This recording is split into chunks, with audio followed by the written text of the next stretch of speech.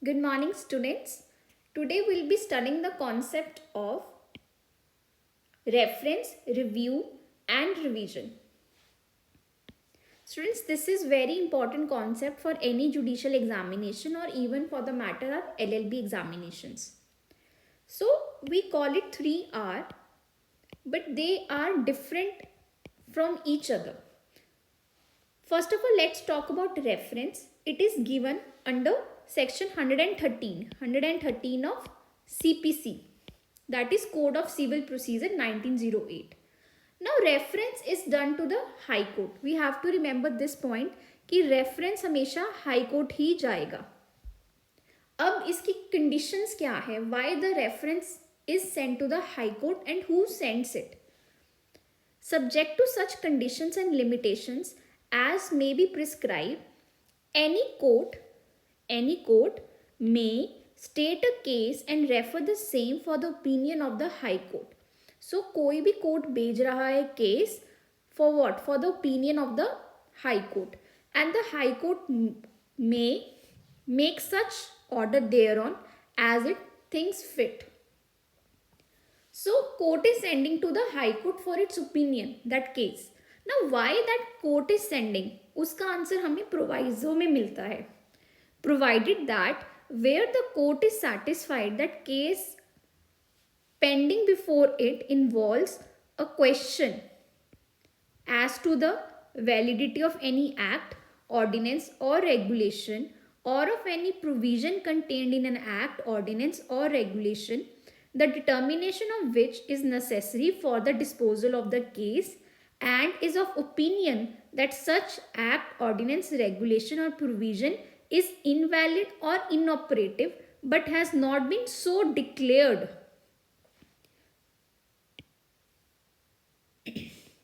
Students, mark the keyword here.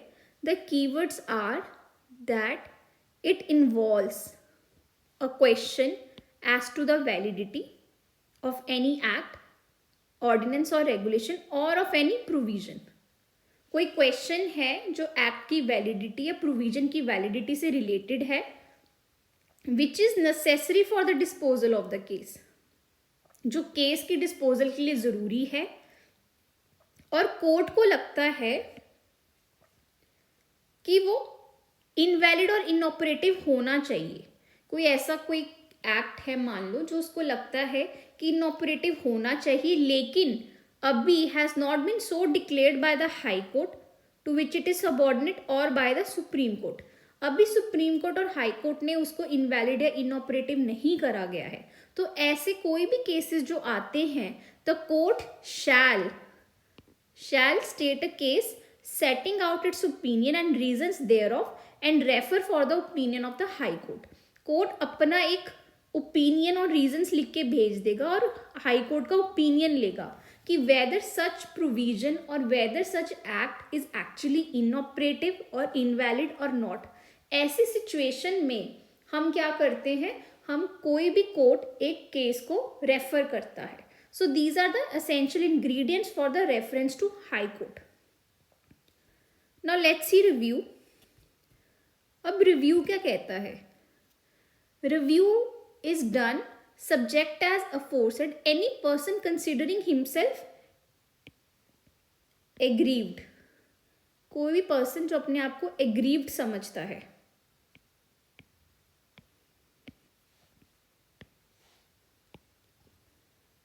By a decree or order from which an appeal is allowed by this court but from which no appeal has been preferred, by a decree or order from which no appeal is allowed by this court, by a decision on a reference from a court of small causes. So students, there are three situations which are given कि आप review कब कर सकते हो. आप review तब कर सकते हो जब कोई भी डिक्री और ऑर्डर से अपील लाई करती है. डिक्री और ऑर्डर से अगर कोई भी डिक्री आई है, डिक्री मतलब कोई डिसीजन आया है, कोई जजमेंट आई है, कोई भी एक ऑर्डर आया है, small order any between the case, और आप उसकी अपील अलाउ करती है, ये सीपीसी उसकी अपील अलाउ करती है, लेकिन अभी आपने अपील नहीं करा है. मेन चीज़ है आपने अपील नहीं करा है, या कोई ऐसी चीज यहाँ से अपील ही नहीं अलाउड है, no appeal is allowed by a decision on a reference from a court of small causes, या कोई डिसीजन आया है on a reference from a court of small causes. The main point are these two, that कि कोई appeal, आपके पास appeal का right है लेकिन आपने अपील प्रेफर नहीं करी, या आपने उस ऑर्डर या डिक्री से आपको अपील का राइट ही नहीं है. तो ऐसी सिचुएशन में क्या होगा, आप रिव्यू पे जाएंगे. तो it means appeal should not be done. या तो अपील का राइट और आपने अपील नहीं करा है, या उससे अपील हो ही नहीं सकती है. ये जो भी है, ये डिक्री, ये कंसेंट डिक्री हो सकती है. कंसेंट डिक्री में आप अपील नहीं कर सकते हो. या जो ऑर्डर हो सकते हैं, जो ऑर्डर अपीलेबल नहीं होते हैं. आपको ऑर्डर 43 में दे रखा है कहाँ से आप अपील कर सकते हो, from which orders you can appeal. तो ऐसे ऑर्डर्स जहाँ से अपील नहीं होती है, तो उन सारे केसेस में you can go for review. May apply for review of judgment to the court. Now students, this is very important.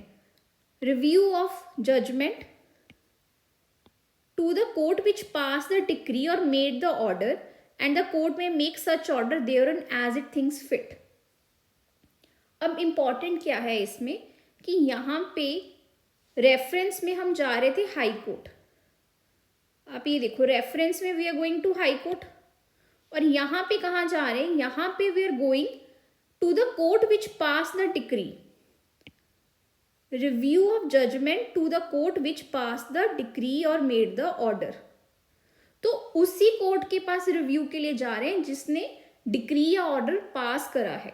Reference हम जा रहे थे हाई कोर्ट के पास, रिव्यू जा रहे हैं हम उसी कोर्ट के पास जिसने ऑर्डर या डिक्री हमें पास करके दी है, और ये सिचुएशंस है जिसमें हम जा रहे हैं रिव्यू के लिए. Now let's see revision. Revision is given under student section 115. Revision कहता है the high court may call. अभी देखो इसमें भी हाई कोर्ट आ गया है, तो इट मीन्स रिवीजन भी हाई कोर्ट ही कर रहा है. हाई कोर्ट मे कॉल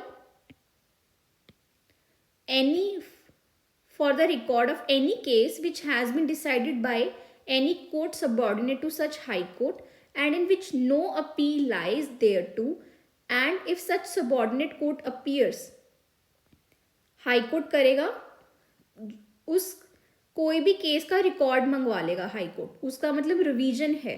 जब हाई कोर्ट कोई केस का रिकॉर्ड मंगा रहा है, कहाँ से, ऐसे कोर्ट से जो हाई कोर्ट के सबॉर्डिनेट है और जहाँ से कोई अपील लाई नहीं होती है, नो अपील लाइज. तो यहाँ पे भी हमारे पास आ गया condition, no appeal lies. And और क्या है, court appears to have exercised a jurisdiction not vested in it by law, not vested in it, failed to exercise a jurisdiction so vested, to have acted in the exercise of jurisdiction illegality or with material irregularity. तो basically क्या होता है, हम इसको बोलते हैं कि 115 it is for correcting jurisdictional error. High court क्या करता है कि कोई भी जो कोर्ट सबॉर्डिनेट है, कोर्ट जो हाई कोर्ट को सबॉर्डिनेट है, उस कोर्ट ने मान लो उसके पास जुरिस्डिक्शन नहीं थी, केस दे दिया, या फेल हो गया अपनी जुरिस्डिक्शन एक्सरसाइज करने में, या बहुत ही इलीगली या मटीरियली इरेगुलरिटी के साथ जुरिस्डिक्शन एक्सरसाइज करी थी. तो हाई कोर्ट क्या करता है, ऐसे केसेस को अपने रिकॉर्ड के लिए अपने आप में कॉल, वो डिसाइड करता है, वो कॉल करता है उनके सारे रिकॉर्ड्स. तो हाई कोर्ट एक तरह से जुरिस्डिक्शनल एरर्स को करेक्ट करता है. This concept comes under the revision. Main point is उसमें which no appeal lies thereto, ये कंडीशन है उसकी. तो high court may make such order in the case as it thinks fit, provided that the High Court shall not, under this section, vary or reverse any order made or any order deciding an issue in the course of suit or other proceeding, except where the order, if it had been in the favor of the party applying for the revision would have finally disposed of the suit or other proceedings. तो इस proviso का students मतलब है कि high court जब भी revision करता है, कोई भी पार्टी अगर रिवीजन के लिए अप्लाई करती है हाई कोर्ट को, कोर्ट इतनी जल्दी से कोई भी ऑर्डर रिवर्स या वेरी नहीं करता. रिवीजन पे आ जाए तो एकदम से उसको रिवर्स या वेरी नहीं कर देगा. जब तक कोर्ट को लगता है कि उसके वेरी करने से सूट फाइनली डिस्पोज हो जाएगा. जब उसको लगता है कि सूट फाइनली डिस्पोज हो जाएगा, then the court will reverse the order और मॉडिफाई इट. आगे देखते हैं ना. High court shall not under this section vary और रिवर्स एनी डिक्री और order against which an appeal lies thereto the high court और to any court subordinate. वही condition जो हमने पहले पढ़ी थी कि नो अपील लाइज होनी चाहिए. यहाँ कह रहे हैं कि रिवीजन नहीं होगी, an appeal lies thereto. अगर कोई भी अपील लाई करती है तो हाई कोर्ट शैल नॉट, तो शैल नॉट वो वेरी या रिवर्स नहीं करेगा कोई भी डिक्री ऑर्डर को अगर उससे अपील लाई होती है.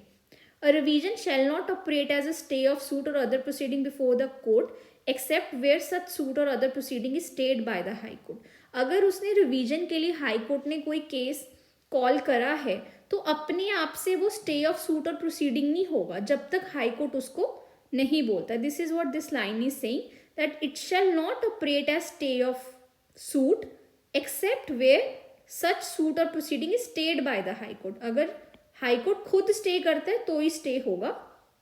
इन this section the expression any case which has been decided includes any order made और any order deciding an issue in the course of suit और अदर प्रोसीडिंग. मतलब ऑर्डर भी है, any order deciding an issue, कोई भी order जो issue decide करता है.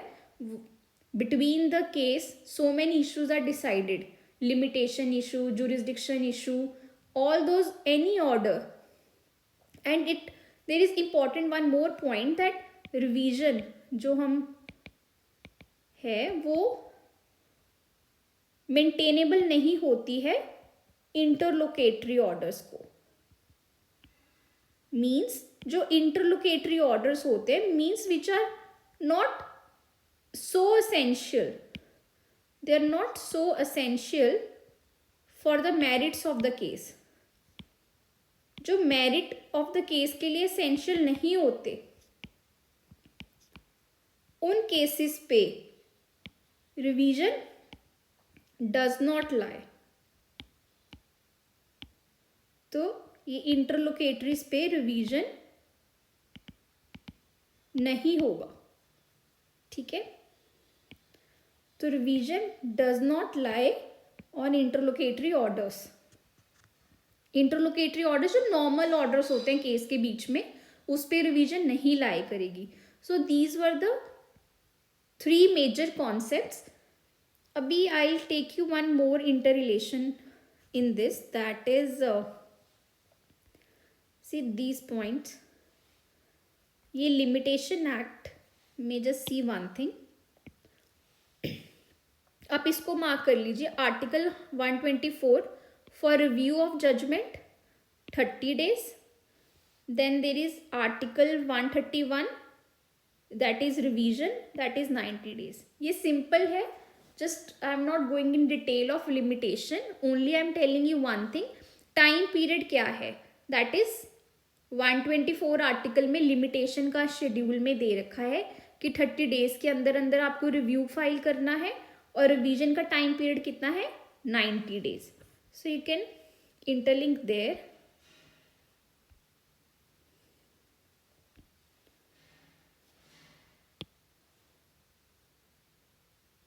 So इसमें रिव्यू में हमने करा है 30 डेज. 124 आर्टिकल के अंदर दे रखा है हमें लिमिटेशन एक्ट 1963 और रिवीजन के लिए 90 days article 131. So in simple terms, revision, reference. So students, revision will also go to High Court Reference will also go to High Court. This will go to the court that passed that order or decree. ठीक है, revision ये reference कौन करते हैं? Reference that court डस, वो court करता है जो नीचे उसके सबॉर्डिनेट होता है हाई कोर्ट को, जिसको ओपिनियन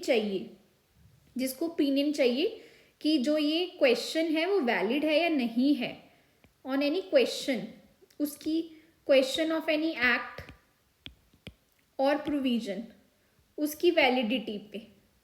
ठीक है, और ये रिवीजन जा रहा है हाई कोर्ट के पास जहां पे कोई नो अपील लाइज, और इसका हमने टाइम पीरियड करा है 90 डेज करा है, और रिव्यू का हमने टाइम पीरियड करा है 30 डेज, और इसमें भी वो सिचुएशंस दे रखी है। And reference is given under 113 of CPC, review दे रखा है 114 और रिवीजन दे रखा है 115 CPC. Okay, thank you students.